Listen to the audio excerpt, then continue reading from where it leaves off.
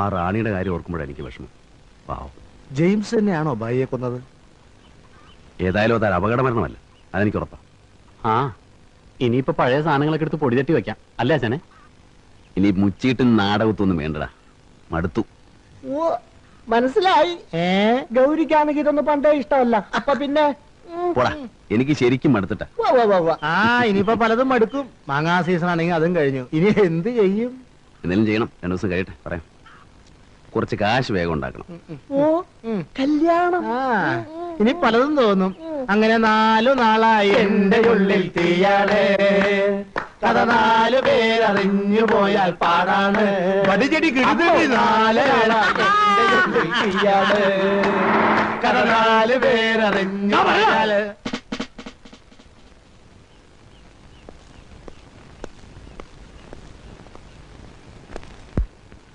തന്നെ അറസ്റ്റ് ചെയ്യാൻ വന്നാ. എന്താ ചേട്ടാ കാര്യം? കാർണിവലിൽ വെച്ച് ജെയിംസിനെ കൊല്ലാൻ ശ്രമിച്ചത് 1ാമത്തെ ചാർജ്.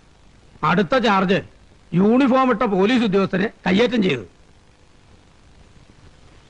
തക്കതായ കാരണമില്ലാതെ ഇത് സംഭവിക്കില്ലെന്ന് എനിക്കറിയാം. പക്ഷെ ഞാൻ എന്ത് ചെയ്യാനാടോ?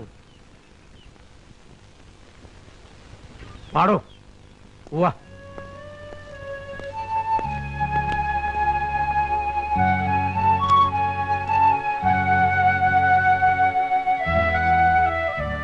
ഞാൻ പോയിട്ട് വരാം.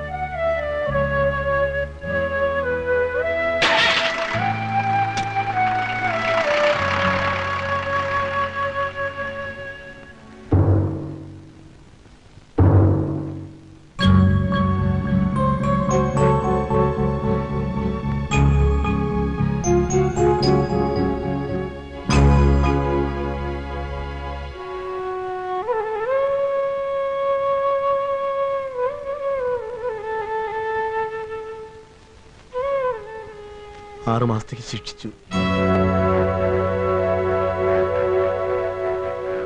ഡ്യൂട്ടി സമയത്ത് യൂണിഫോം ഇട്ട പോലീസ് ഉദ്യോഗസ്ഥനെ ദേഹോപദ്രവം ഏൽപ്പിച്ചതിനായിരുന്നു ശിക്ഷ. ജെയിംസിനെ കൊല്ലാൻ ശ്രമിച്ചു എന്ന ആരോപണം കോടതി കണക്കിലെടുത്തില്ല. അതുകൊണ്ടാണ് ശിക്ഷ കുറഞ്ഞത്.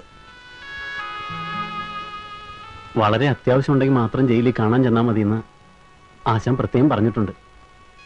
ഞാൻ പോട്ടെ. ഭരതൻ തീർച്ചയായിട്ടും വരും മോളെ. മോള് വിഷമിക്കണ്ട. കാണാമെന്ന് കരുതി കാത്തിരുന്നു ഇത്രയും നേരം. പാവം.